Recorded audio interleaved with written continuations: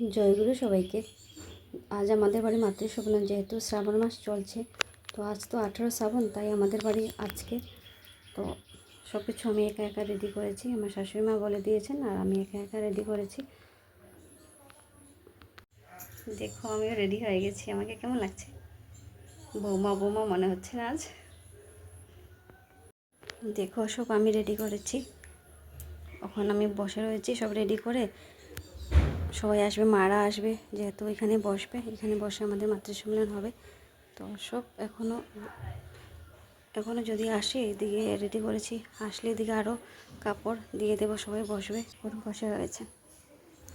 আর এই ফুলগুলি কিন্তু না সব আমাদের গাছের, কিন্তু সব ফুল যে ঠাকুরের চরণে দেওয়া হয়েছে। মনটা না ভরে যায় ঠাকুরকে দেখলে, জানো, খুব আনন্দ লাগে।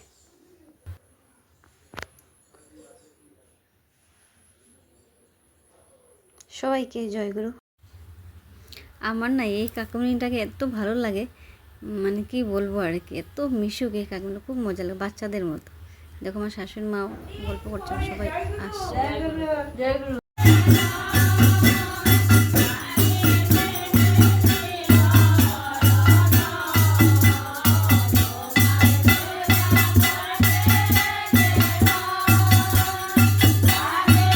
আর এই যে আমার শাশুড়ি মা আলোচনা করছেন।